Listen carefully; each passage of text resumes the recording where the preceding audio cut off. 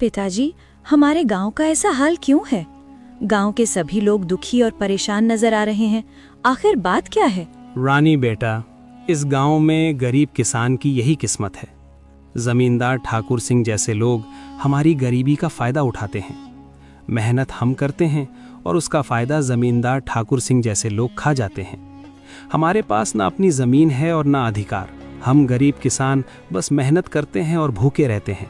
किसानों की ऐसी दयनीय स्थिति को सुनकर रानी बहुत दुखी हो जाती है। पिताजी, आप चिंता मत कीजिए। अब मैं आ गई हूँ और ये अन्याय अब और नहीं चलेगा। आज से मैं आपके साथ खेतों में काम करूंगी और उस लालची जमींदार को उसी की शर्तों में बांध दूंगी।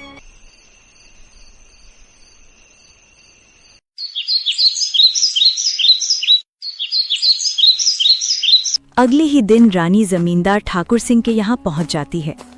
अरे रानी, तुम यहाँ? कहो क्या बात है? मुझे ठेके पर कुछ जमीन चाहिए।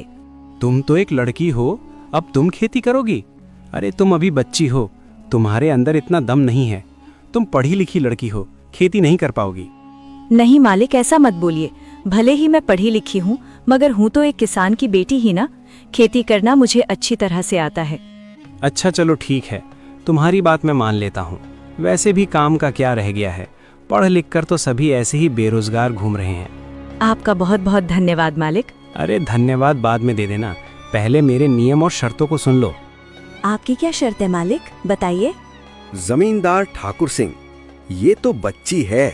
इस बार कुछ ऐसी शर्त बता देता हूँ जिससे इसकी सारी फसल मेरी हो जाएगी। वैसे भी इसके पिता महेंद्र साल में गेहूं ही लगता है, तो ये भी गेहूं ही लगाएगी। अच्छा रानी सुनो, तुम जो भी फसल लगाओगी उसका आधा हिस्सा मैं रखूंगा और आधा हिस्सा तुम रखोगी, लेकिन ऊपर का हिस्सा मैं रखूंगा और नीचे का हिस्सा तुम रखोगी। अगर तुम्हें मेरी ये शर्त मंजूर है तो बोलो।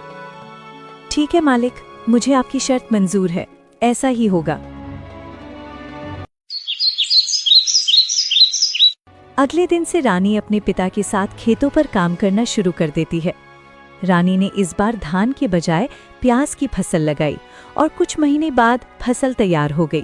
प्याज की फसल इस बार बहुत अच्छी हुई थी। अब रानी और उसके पिता दोनों खेत से प्याज की फसल निकालने लग जाते हैं। फसल की खबर मिलते ही जमींदार ठाकुर सिंह रानी के पास आता है। अरे रानी, शर्त तो याद है ना तुम्हें? हाँ हाँ मालिक, मुझे सब कुछ याद है। आधा आपका और आधा मेरा, और आपने कहा था कि ऊपर का हिस्सा आपका होगा और नीचे वाला का हिस्सा मेरा होगा। देखिए मालिक, इसने तो चालाकी कर दी। ये धान की फसल नहीं है, ये तो प्याज की फसल है। अरे ये क्या रानी, इस बार तुमने प्याज लगाया है? ये तो आप ही की शर्त थी मालिक, और आपने ही शर्त बताई थी, और अब आप ही शर्त मानने को तैयार नहीं हैं। अरे लेकिन मैं इस घास फूस को लेकर क्या करूँगा, जबकि सारे प्याज तो तुम ले रही हो। मालिक, मैं कुछ नहीं जानती, आप अपना ऊपर का हिस्सा ले जाइए। इस तरह अपनी चालाकी दिखाते हुए लाली ने बेईमान जमींदार को मुंह तोड़ जवाब दिया और सभी प्याज लेकर घर आ गई और घास फूस जमींदार के हिस्से छोड़ आई। मालिक, पूरे गांव में आज तक किसी ने भी आपसे चालाकी दिखाने की हिम्मत नहीं की, और ये महेंद्रा की बेटी रानी इतनी आसानी से आपको बेवकूफ बना गई। अरे ये महेंद्रा की बेटी मुझे क्या बेवकूफ बनाएगी, आने दो। इसे अगली बार उसे ऐसा सबक सिखाऊंगा कि मुझसे उलझने की कोशिश नहीं करेगी।